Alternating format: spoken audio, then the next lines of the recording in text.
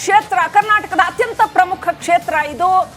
None other than Dakshina Kannada ಕ್ಷೇತ್ರ ಸಾಕಷ್ಟು ಕುತೂಹಲವನ್ನ ಕೆರಳಿಸುತ್ತೆ ಪ್ರತಿ ಸಾರಿ. ಯಾಕಂತಂದ್ರೆ ಬಿಜೆಪಿಯ ಭದ್ರಕೋಟೆ ಕಳೆದ ಹಲವು ವರ್ಷಗಳಿಂದ 1991 ನಂತರ ಇಲ್ಲಿ ಕಾಂಗ್ರೆಸ್ಗೆ ಅವಕಾಶನೇ ಇಲ್ಲ. ಅಲ್ಲಿ ತನಕ ಕಾಂಗ್ರೆಸ್ ಭದ್ರಕೋಟೆ. 91 ನಂತರ ಧನಂಜಯ ಕುಮಾರ್ ಸ್ಟಾರ್ಟ್ ಮಾಡಿದ್ರು. ಆಮೇಲೆ ಅಲ್ಲಿಂದ ಪ್ರಪ್ರಥಮವಾಗಿ ಆಯ್ಕೆಯಾದ ಪ್ರಪ್ರಥಮ MP ಆದ್ರು, ಮಂತ್ರಿ ಕೂಡ ಆದ್ರು. ಈಗ ಕಳೆದ 3 ಬಾರಿ ಹ್ಯಾಟ್ರಿಕ್ ವಿಜಯದೊಂದಿಗೆ ನಳಿನ್ ಕುಮಾರ್ ಕಟೀಲ್ ಅವರು ಇದ್ದಾರೆ. ಎಸ್, ಆದ್ರೆ ಈಗ ಬಿಗ್ಗೆಸ್ಟ್ ಚಾಲೆಂಜ್ ನಳಿನ್ ಕುಮಾರ್ ಕಟೀಲ್ ಅವರಿಗೆ. ಈ ಹಿಂದೆ ಅವರು 2009ರಲ್ಲಿ ಕಂಟೆಸ್ಟ್ ಮಾಡಿದಾಗ ಹೊಸ ಮುಖ ಅಂತಿತ್ತು. ಆಮೇಲೆ 2014ಕ್ಕೆ ಬಂದಾಗ ಆಗ್ಲೂ ಕೂಡ ಸಾಕಷ್ಟು ಸಪೋರ್ಟು, ಯುವ ಮುಖ ಅಂತಿತ್ತು. 2019ರಲ್ಲಿ ಬಂದಾಗ ಕೂಡ ಗೆಲುವು ಬಹಳನೇ ಸುಲಭ ಆಯ್ತು. ಆರಾಮಾಗಿ ಗೆದ್ರು, ಕೇಕ್ ವಾಕ್ ಅನ್ನೋಷ್ಟು ಸುಲಭ ಆಯ್ತು. 2 ಲಕ್ಷಕ್ಕೂ ಹೆಚ್ಚು ಮತಗಳ ಅಂತರದಿಂದ ಗೆದ್ಕೊಂಡು ಬಂದ್ರು. ಆದ್ರೆ ಈ ಸಾರಿ ಎಲ್ಲೋ ಒಂದ್ ಕಡೆ ಕಾರ್ಯಕರ್ತರ ಆಕ್ರೋಶ ಕಂಡು ಬರ್ತಾ ಇದೆ. ನಳಿನ್ ಕುಮಾರ್ ಕಟೀಲ್ ಅವರ ಹೆಸರಿನ ವಿಚಾರದಲ್ಲಿ ಅವ್ರಿಗೆ ಟಿಕೆಟ್ ಕೊಡಬಾರ್ದು ಅನ್ನುವಂಥದ್ದು, ಅಥವಾ ಕೊಡಬಾರ್ದ ಈ ಗುದ್ದಾಟ ಕಂಡು ಬರ್ತಾ ಇದೆ. ಎರಡನೇದಾಗಿ ಶ್ರೀಲಕ್ಷ್ಮಿ ಅವರೇ, ಇಲ್ಲಿ ನಳಿನ್ ಕುಮಾರ್ ಕಟೀಲ್ ಅವರಿಗೆ ಎದುರಾಳಿದ್ದಾರೆ ಅಥವಾ ಕಾಂಗ್ರೆಸ್ನಿಂದ ಎದುರಾಳಿದ್ದಾರೆ, JDS ಎದುರಾಳಿದ್ದಾರೆ ಅಂತದೆಲ್ಲ ಕಾಣೋದು ಅಂತದಲ್ಲ. ಇಲ್ಲಿ ಎದುರಾಳಿ ಅಂತಂದ್ರೆ ಆಂತರಿಕವಾಗಿ ಬಿಜೆಪಿ ಕಾರ್ಯಕರ್ತರು ಒಂದು ರೀತಿಯಲ್ಲಿ ಅಸಮಾಧಾನಗೊಂಡಿದ್ದಾರೆ. ಹಾಗಂತ ನಳಿನ್ ಕುಮಾರ್ ಕಟೀಲ್ ಅವರ ಹೈಕಮಾಂಡ್ ಜೊತೆಗಿನ ಸಂಬಂಧ, ನಾಯಕರ ಜೊತೆಗಿನ ಸಂಬಂಧ ಇದನ್ನ ಅಲ್ಲಗಳೆವಾಗಿಲ್ಲ. ಹಾಗಾಗಿ ಯಾರು ಕೂಡ ಡೈರೆಕ್ಟ್ ಆಗಿ ಬಂದು ಇಲ್ಲ ಈ ಬಾರಿ ನಳಿನ್ ಕುಮಾರ್ ಕೊಡಬೇಡಿ ನನ್ನನ್ನು ತಗೊಳ್ಳಿ ಯಾರು ಹೇಳ್ತಾ ಇಲ್ಲ. ಎಲ್ಲೋ ಚಾನ್ಸ್ ಬಿಟ್ಟು ಸಿಕ್ಕಿಲ್ಲ ಅಂತಂದ್ರೆ ತೆರೆಮರೆಯಿಂದ ಹೇಳ್ತಾರೆ ಅಷ್ಟೇ, ನಾವಿದ್ದೀವಿ ಅಂತ. ಆದ್ರೆ ನಿಮಗೆ ಚೆನ್ನಾಗಿ ಗೊತ್ತು, ಇನ್ಫ್ಯಾಕ್ಟ್ ನೀವು ಆ ಭಾಗದವರು, ನಿಮ್ಗೆ ಅದ್ರ ನರವು ಚೆನ್ನಾಗಿ ಗೊತ್ತು. ಅಲ್ಲಿನ ಕಾರ್ಯಕರ್ತರು ಏನ್ ಹೇಳ್ತಾರೆ, ಅಲ್ಲಿ ಕಾರ್ಯಕರ್ತರ ತುಂಬಾ ಆನೆಸ್ಟ್ ಕಾರ್ಯಕರ್ತರು. ಅವ್ರು ಮುಲಾಜು ನೋಡೋದಿಲ್ಲ, ಬೇಡ ಅಂದ್ರೆ ಬೇಡ, ಬೇಕಂದ್ರೆ ಬೇಕು. ರೈಟ್, ಹೇಗಿದೆ ನೋಡೋಣ, ಕ್ಷೇತ್ರ ಹೇಗಿದೆ, ಕ್ಷೇತ್ರದ ಚಿತ್ರಣ ಹೇಗಿದೆ ಈ ಒಂದು ರಿಪೋರ್ಟ್ ನಲ್ಲಿ.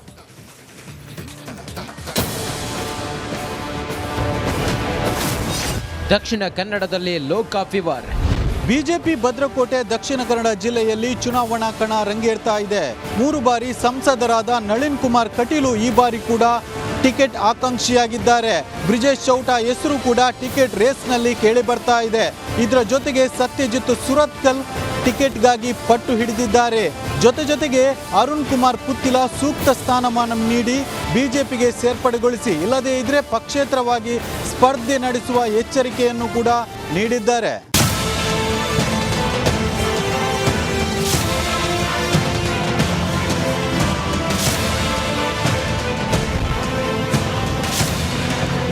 ಕಡಲೂರು ದಕ್ಷಿಣ ಕನ್ನಡ ಜಿಲ್ಲೆಯಲ್ಲಿ ಚುನಾವಣಾ ಕಾವು ಹೆಚ್ಚಾಗಿದೆ. ಲೋಕಸಭಾ ಚುನಾವಣೆಗೆ ಸಂಬಂಧಿಸಿದಂತೆ ಬಿಸಿ ಚರ್ಚೆಗಳು, ಅಂತೆ-ಕಂತೆಗಳು ಜೋರಾಗಿಯೇ ಹರಿದಾಡುತ್ತಿವೆ.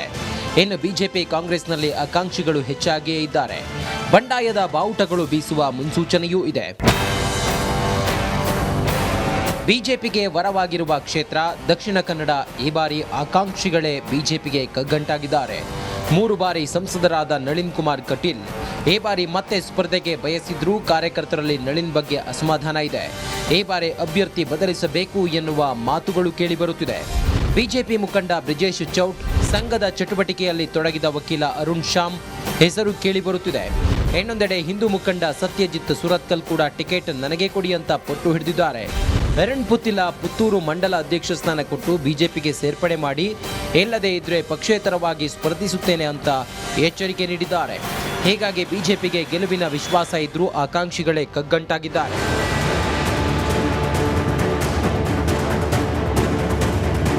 ಇನ್ನು ಕಾಂಗ್ರೆಸ್ ಕೂಡ ಟಫ್ ಫೈಟ್ ನೀಡೋಕೆ ಕಸರತ್ತು ನಡೆಸುತ್ತಿದೆ. ಬಿಜೆಪಿ ಸೋಲಿಸಲು ರಣತಂತ್ರ ರೂಪಿಸುತ್ತಿದೆ. ಮಾಜಿ ಸಚಿವ ವಿನಯ್ ಕುಮಾರ್ ಸೊರಕೆ, ಪದ್ಮರಾಜ್ ಕುದ್ರೋಳಿ, ಮಿಥುನ್ ರೈ, ಇಫ್ತಿಕಾರ್ ಜೊತೆಗೆ ಮಾಜಿ ಸಚಿವ ರಮಾನಾಥ್ ರೈ ಹೆಸರುಗಳು ಅಭ್ಯರ್ಥಿಗಳ ಪಟ್ಟಿಯಲ್ಲಿ ಕೇಳಿಬರುತ್ತಿದೆ. ಆದರೆ ಬಿಜೆಪಿಯನ್ನ ಮಣಿಸೋದೇ ಕಾಂಗ್ರೆಸ್ಗೆ ದೊಡ್ಡ ಸವಾಲಾಗಿದೆ. ದಕ್ಷಿಣ ಕನ್ನಡ ಲೋಕಸಭಾ ಕ್ಷೇತ್ರದಲ್ಲಿ ಬಿಜೆಪಿಗೆ ಹಿಂದುತ್ವ ಅಜೆಂಡಾ ಆದರೆ ಕಾಂಗ್ರೆಸ್ ಜಾತಿ ಲೆಕ್ಕಾಚಾರದಲ್ಲಿ ತೊಡಗಿದೆ. ಬಿಲ್ಲವ ಸಮುದಾಯ ಅಭ್ಯರ್ಥಿಗೆ ಮಣೆ ಹಾಕುವ ಬಗ್ಗೆಯೂ ಯೋಚಿಸುತ್ತಿದೆ. ಒಟ್ನಲ್ಲಿ ದಕ್ಷಿಣ ಕನ್ನಡ ಕ್ಷೇತ್ರದಲ್ಲಿ ಲೋಕ ಕದನ ಜೋರಾಗಿಯೇ ನಡೀತಿದೆ. ಬಿಜೆಪಿಗೆ ಹಿಂದುತ್ವದ ಅಜೆಂಡಾ ಮತ್ತು ಮೋದಿ ಅಲೆ ಬಹುದೊಡ್ಡ ಪ್ಲಸ್ ಆದ್ರೆ ಕಾಂಗ್ರೆಸ್ ಜಾತಿ ಲೆಕ್ಕಾಚಾರದಲ್ಲಿ ತೊಡಗಿದೆ. ರಣಕಣದಲ್ಲಿ ಸೆಣಸಾಡಿ ಈ ಬಾರಿ ಯಾರಾಗ್ತಾರೆ ಸಂಸದರು ಅನ್ನೋದೇ ಜನರ ಕುತೂಹಲ. ಕ್ಯಾಮರಾ ಪರ್ಸನ್ ದಿವಾಕರ್ ಪದ್ಮಂಜು ಜೊತೆ ದಿನೇಶ್ ಕಾಶಿಪಟ್ನ, ರಿಪಬ್ಲಿಕ್ ಕನ್ನಡ, ಮಂಗಳೂರು. ಹಾಗಿದ್ರೆ ಬನ್ನಿ, ಬಿಜೆಪಿಯಲ್ಲಿ ಯಾರೆಲ್ಲ ಆಕಾಂಕ್ಷಿಗಳಿದ್ದಾರೆ, ಯಾರೆಲ್ಲ ಕಾಂಗ್ರೆಸ್ನಲ್ಲಿ ಆಕಾಂಕ್ಷಿಗಳಿದ್ದಾರೆ, ಎರಡೇ ಫೈಟ್ ಇಲ್ಲಿ. ಹಾಲಿ ಸಂಸದ ಕಟೀಲ್ ಅವರಿಗೆ ಟಿಕೆಟ್ ಮಿಸ್ ಆಗುತ್ತಾ ಗೊತ್ತಿಲ್ಲ. ಹಾಗಂತ ಒಂದು ವೇಳೆ ಮಿಸ್ ಆದರೂ ಕೂಡ ಅದನ್ನು ಹೇಳ್ಕೊಂಡು ತಿರುಗಾಡುವಂಥ ವ್ಯಕ್ತಿತ್ವ ಕೂಡ ಅಲ್ಲ. ಯಾಕಂದರೆ ಅದು ಸಂಘ, ಹಿನ್ನೆಲೆ ಸಂಘ. ಅದು ಒಂದು ತಲೆನೋವು ಕೂಡ. ಸತ್ಯಜಿತ್ ಸುರತ್ಕಲ್, ಅರುಣ್ ಪುತ್ತಿಲ ಪ್ರಬಲ ಆಕಾಂಕ್ಷಿ ಆಗಿದ್ದಾರೆ. ಮತ್ತೊಂದು ಕಡೆ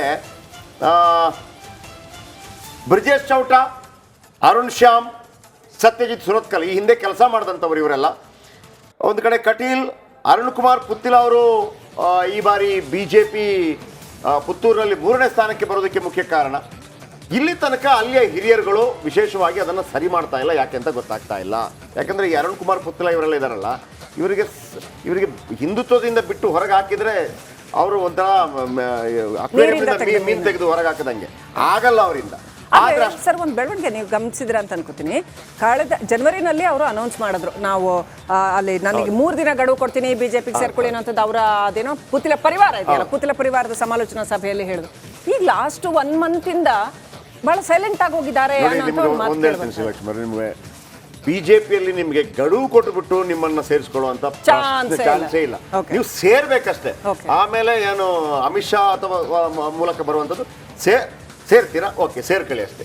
ನನಗೆ ಇದು ಕೊಡಿ ಅದು ಕೊಡಿ ಚಾನ್ಸೇ ಇಲ್ಲ. ಈಗಂತೂ ಚಾನ್ಸೇ ಇಲ್ಲ. ಈ ಸತ್ಯಜಿತ್ ಸುರತ್ಕಲ್ ಅವರ ವಿಚಾರನು ಬಂದಾಗ ಎಲ್ಲ ಒಂದ್ ಕಡೆ 2019ರಲ್ಲಿ ಅವರು ಬಿಜೆಪಿಯಿಂದ ದೂರ ಉಳಿದಿದ್ರು. ಈಗ ಎಲ್ಲಿದ್ದಾರೆ ಅವರು? ಬಿಜೆಪಿ ಜೊತೆಗೆ ಇದ್ದಂಥದ್ದು ಏನು ಇಲ್ಲ. ಈಗ ಅವರೊಂದು ಬಿಲ್ಲವ ಸಂಘಟನೆ ಸ್ವಲ್ಪ ದೂರನೇ ಆಗ್ಬಿಟ್ರು. ಆದ್ರೆ ಅವರನ್ನು ಕೂಡ ಸತ್ಯಜಿತ್ ಸುರತ್ಕಲ್ ಬಗ್ಗೆ ಒಂದು ಒಳ್ಳೆ ಅನುಕಂಪ ಇದೆ. ಖಂಡಿತವಾಗ್ಲೂ ಬಿಜೆಪಿ ಅದನ್ನ ತುಂಬಾ ಕೆಲಸ ಮಾಡಿದ್ದಾರೆ. ಖಂಡಿತ. ಆಮೇಲೆ ಅವರು MP ಟಿಕೆಟ್ ಆಕಾಂಕ್ಷಿ ಅಲ್ಲ ಅವರು. ಅವರಿಗೆ ಸುರತ್ಕಲ್ ಇಂದ ಕೊಟ್ಟರೆ ಸಾಕಾಗಿತ್ತು. ಭರಶೆಟ್ಟಿ ಕೊಟ್ಟರು ಅನ್ನೋದು ಬೇಸರಗಳಿದೆ. ಮಿಥುನ್ ರೈ ಇದ್ದಾರೆ, ಮಾತಾಡ್ಬೋಣ. ಮಿಥುನ್ ರೈ ಅವರು ನಮಸ್ಕಾರ. ಹೇಳಿ. ನಮಸ್ತೆ. ಕಳೆದ ಬಾರಿ 2,74,000 ಕಡಿಮೆ ಬಂತು ನಿಮಗೆ ಓಟು. ಈ ಬಾರಿ ಏನನ್ನ ತಗೊಂಡು ನೀವು ಹೋಗ್ತೀರಿ? ಬಹುಶಃ ನೀವೇ ಕ್ಯಾಂಡಿಡೇಟ್ ಆದ್ರೆ, ಬೇರೆಯವರು ರೇಸಲ್ಲಿ ಇದ್ದಾರೆ. ಏನನ್ನ ಕೇವಲ ನಿಮಗೂ ಏನಾದ್ರು ಕನಸಿದೆಯಾ? ಈ ಪ್ರಶ್ನೆ ಜಯಪ್ರಕಾಶ್ ನೀವು ಬಿಜೆಪಿ ಅವರ ಹತ್ರ ಕೇಳಬೇಕು. ಈ ಕಳೆದ 3 ಚುನಾವಣೆಯಲ್ಲಿ ಕೂಡ ಅವರ ಏನ್ ಎಜೆಂಡಾ ಇಟ್ಕೊಂಡು ಈ ದಕ್ಷಿಣ ಕನ್ನಡ ಜಿಲ್ಲೆಯಲ್ಲಿ ಚುನಾವಣೆಯಲ್ಲಿ ನಿಂತ್ರಂತ. ಬಹುಶಃ ತಾವು ದಕ್ಷಿಣ ಕನ್ನಡ ಜಿಲ್ಲೆಯವರು, ತಾವು ಕೂಡ ನಮ್ಮ ಜಿಲ್ಲೆ ಮೇಲೆ ಅಪಾರವಾದಂತ ಅಭಿಮಾನ ಇಟ್ಟಂತ ಒಬ್ಬ ವ್ಯಕ್ತಿ. ತಾವು ಪತ್ರಕರ್ತ ಆದ್ರೂ ಕೂಡ ನಮ್ ಜಿಲ್ಲೆ ವಿಚಾರ ಬಂದಾಗ ನಾನು ಮೊನ್ನೆ ಅಯೋಧ್ಯದಲ್ಲಿ ನೋಡಿದ್ದೆ. ನಾನು ನಮ್ ಜಿಲ್ಲೆಯವರಂತ ಹೇಳಿದಾಗ ಅಯೋಧ್ಯದಲ್ಲಿ ತಾವು ವರದಿ ಮಾಡುವಾಗ ಆ ಒಂದು ಗೌರವ ತಮ್ಗೆ ಏನಿತ್ತ, ಹೆಮ್ಮೆ ಏನಿತ್ತ, ಅದು ಕಂಡು ಬರ್ತಾ ಇತ್ತು. ಬಹುಶಃ ನಾವೆಲ್ಲ ದಕ್ಷಿಣ ಕನ್ನಡ ಜಿಲ್ಲೆಯಲ್ಲಿ ಹುಟ್ಟಿದವರು, ಬೆಳೆದವರು. ಈ ಜಿಲ್ಲೆ ಏನಾಗ್ತಾ ಉಂಟು, ಅಭಿವೃದ್ಧಿ ಏನಾಗ್ತಾ ಉಂಟು? ಕಳೆದ 15 ವರ್ಷದಿಂದ ಬಿಜೆಪಿ ಸಂಸದರಲ್ಲಿ ಆಡಳಿತ ಮಾಡ್ತಿದ್ದಾರೆ. ಐ ಅಗ್ರಿ ಮಿಥುನ್ ರೈ ಅವರೇ. ಈಗ ನೀವು ಅದನ್ನ ಹೇಳ್ಬೋದು, ನೀವೇನ್ ಮಾಡಿಲ್ಲ ಅಂತ. ಬಟ್ ಮಿಥುನ್ ರೈ ಅಂತ ಯುವಕ ಬಂದ್ರೆ ಏನ್ ಮಾಡ್ತಾರೆ ಅದ ಹೇಳಿ ನನಗೆ. ಏನ್ ಮಾಡ್ತಾರೆ? ಈಗ ಅಲ್ಲಿ ಆಲ್ರೆಡಿ ಮೊದಲೇ ಏರ್ಪೋರ್ಟ್ ಇದೆ, ಆಮೇಲೆ ಪೋರ್ಟ್ ಇದೆ, ಬಂದರ್ ಇದೆ. ಜಯಪ್ರಕಾಶನ ನಾವು ರಾಜ್ಯಕ್ಕೆ ಬದಿಗಿಡೋಣ. ಈ ಏರ್ಪೋರ್ಟ್ ಅಲ್ಲ ಆದದ್ದು DFI ಎಂತ ವಿಷನರಿ ಲೀಡರ್ಸ್ ಇರುವಂತ ಸಂದರ್ಭದಲ್ಲಿ. ಅದಾದ್ಮೇಲೆ ಇವತ್ತು ನಮ್ಮ ಜಿಲ್ಲೆಯಲ್ಲಿ ಏನಾಗ್ತಾ ಉಂಟು? ನಮ್ಮಲ್ಲಿ 153 ಫಸ್ಟ್ ಗ್ರೇಡ್ ಕಾಲೇಜಸ್ಗಳಿವೆ, 14 ಮೆಡಿಕಲ್ ಕಾಲೇಜ್, ಇಂಜಿನಿಯರಿಂಗ್ ಕಾಲೇಜಸ್ಗಳಿವೆ, 8 ಮೆಡಿಕಲ್ ಕಾಲೇಜಸ್ಗಳಿವೆ. ಒಂದು ಗ್ರಾಮ ಪಂಚಾಯತ್ ವ್ಯಾಪ್ತಿಯಲ್ಲಿ 1 ಕಿಲೋಮೀಟರ್ ರೇಡಿಯಸ್ ಒಳಗಡೆ 3 ಮೆಡಿಕಲ್ ಯೂನಿವರ್ಸಿಟೀಸ್ ಇರುವಂತಹ ಜಿಲ್ಲೆ ಎಂಟೈರ್ ಏಷ್ಯಾದಲ್ಲಿ ನಮ್ಮ ದಕ್ಷಿಣ ಕನ್ನಡ ಜಿಲ್ಲೆ. ಬಿಜೆಪಿಯನ್ನು ಹೊಗಳ್ತಾ ಇದ್ರು ಅಥವಾ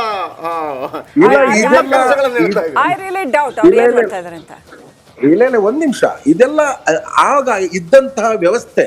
ಆದ್ರೆ ಇವತ್ತು ನಮ್ಮಲ್ಲಿ ಯುವಕರಿಗೆ ಉದ್ಯೋಗ ಸೃಷ್ಟಿ ಆಗುವಂತ ಯಾವುದೇ ಒಂದು ಕೆಲಸ ಕಾರ್ಯ ನಮ್ಮ ಜಿಲ್ಲೆಯಲ್ಲಿ ಆಗ್ತಿಲ್ಲ. ಯಾವುದೇ ಒಂದು ಆರ್ಗನೈಸೇಷನ್ ಬರ್ತಿಲ್ಲ. ನಮ್ಮಲ್ಲಿ ಯುವಕರೆಲ್ಲ ಯಾಕೆ ಬೆಂಗಳೂರು ಓಡ್ತಾ ಇದ್ದಾರೆ, ಯಾಕೆ ಮುಂಬೈ ಓಡ್ತಾ ಇದ್ದಾರೆ? ಯಾಕಂದ್ರೆ ಇಲ್ಲಿ ಮಿಥುನ್ ರೈ ಅವರೇ, ಅಲ್ಲಿ ಆಲ್ರೆಡಿ ಅದು ಕಳೆದ 30-40 ವರ್ಷಗಳಿಂದ ಬಿಜೆಪಿ ಭದ್ರಕೋಟೆ. ಅದು 91 ನಂತರ ಧನಂಜಯ ಕುಮಾರ್ ನಂತರ ಇವತ್ತಿನವರೆಗೂ ಅದು ಬಿಜೆಪಿ ಭದ್ರಕೋಟೆ. ಮತ್ತೆ ವಿಧಾನಸಭೆನಲ್ಲಿ ನೋಡಿದ್ರೆ ನೀವು UT ಖಾದರ್ ಅವ್ರನ್ನ ಹೊರತುಪಡಿಸಿದ್ರೆ ಅಲ್ಲಿ ಪುತ್ತೂರ್ದು ಬಿಟ್ಬಿಡಿ, ಅದು ಪುತ್ತಿಲ ಅವರು ಒಡಕಿನ ಕಾರಣದಿಂದಾಗಿ ಆದ್ದು. ಎನಿವೇ ಅಲ್ಲಿ ಹೈಯೆಸ್ಟ್ ಇರುವಂತದ್ದು ಬಿಜೆಪಿ ಶಾಸಕರೇನೆ ಎಲ್ಲಾ ಕಡೆ. ಸೊ ನಿಮ್ಗೆ ಅದಕ್ಕಿಂತ ಮುಂಚೆ ಚುನಾವಣೆಯಲ್ಲಿ ಕಾಂಗ್ರೆಸ್ 8ರಲ್ಲಿ 7 ಬಂದಿತ್ತು ಮೇಡಮ್. ಅದಕ್ಕಿಂತ 2013ನೇ ಚುನಾವಣೆ ಅದು ಯಡಿಯೂರಪ್ಪ ಅವರು KJP ಕಟ್ಟಿದಾಗ ಇಲ್ಲ. ಜಯಪ್ರಕಾಶ್ ಇಲ್ಲಿ ಏನಾಗಿದೆ ಅಂದ್ರೆ ಬಿಜೆಪಿ ಅವರು ಬರೀ ಧರ್ಮದ ಆಧಾರದ ಮೇಲೆ ವೆರಿ ಕ್ಲಿಯರ್. ಮಿಥುನ್ ರೈಗೆ ಅಥವಾ ಕಾಂಗ್ರೆಸ್ಗೆ ಈ ಭದ್ರಕೋಟೆ ಹಿಂದುತ್ವ ಭದ್ರಕೋಟೆ ಬಿಜೆಪಿ ಭದ್ರಕೋಟೆ ಹೊರತುಪಡಿಸಿ ನಿಮಗೆ ಓಟ್ ಹಾಕೋದಿದ್ರೆ ಮೂರು ಬಾರಿ ಕೂಡ ಬಿಜೆಪಿ ಅವರು ಹೇಳ್ತಾ ಇದ್ದಾರೆ, ಅವ್ರಿಗೆ ಅಸಮಾಧಾನ ಇದ್ರು ಕೂಡ ಬಿಜೆಪಿಯನ್ನ ಗೆಲ್ಲಿಸ್ತಾರೆ. ನಿಮ್ಮನ್ನ ಗೆಲ್ಲಿಸಬೇಕು ಅಂತಂದ್ರೆ ನಿಮ್ಮ ಎಜೆಂಡಾ ಏನು ಅದೇ ಹೇಳಿ ನನಗೆ.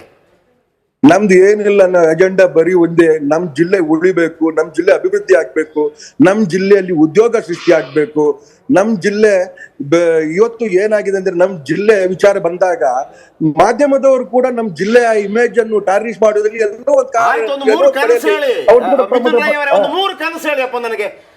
ನಳಿನ್ ಕುಮಾರ್ ಕಟೀಲ್ ಮಾಡಿಲ್ಲ, ನಾನು ಬಂದ್ರೆ ಮಾಡ್ತೀನಿ, ನಮಗೂ ಅನಿಸ್ಲಿ. ಖಂಡಿತವಾಗಿ ಕೂಡ ಒಂದನೇದಾಗಿ ನಮ್ಮಲ್ಲಿ 1,63,000 ಯುವಕರು ಪ್ರತಿ ವರ್ಷ ಎಜುಕೇಶನ್ ಪಾಸ್ ಆಗಿ ಹೋಗ್ತಾರೆ. ನಮ್ಮಲ್ಲಿ IT ಕಂಪನಿಗಳು ಎಸ್ಟಾಬ್ಲಿಷ್ ಆಗ್ಬೇಕು.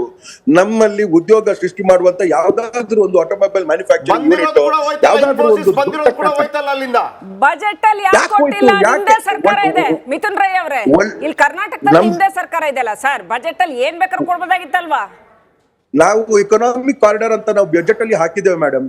ಬಹುಶಃ ತಾವು ಬಜೆಟ್ ಅನ್ನು ಸರಿಯಾಗಿ ಓದಿಲ್ಲ. ನಮ್ಮ ಬಜೆಟ್ ಇಂಪ್ಲಿಮೆಂಟೇಷನ್ ಆಗ್ತದೆ ಮೇಡಮ್. ಒಂದೇ ವರ್ಷದಲ್ಲಿ ಇಕನಾಮಿಕ್ ಕಾರಿಡಾರ್ ನಾವು ಬಜೆಟ್ ಅಲ್ಲಿ ಹಾಕಿದ್ದೇವೆ. ಇಲ್ಲಿ ತನಕ ಒಂದು ಪರ್ಯಾಯವಾಗಿ ಏನು ಮಾಡಕ್ಕಾಗಿಲ್ಲ. ಪಕ್ಕದ ಕೇರಳದಲ್ಲಿ ಸಮುದ್ರ ಕೊರೆತಕ್ಕೆ ಎಂತೆಲ್ಲ ವ್ಯವಸ್ಥೆಯನ್ನ ಮಾಡಿದ್ದಾರೆ.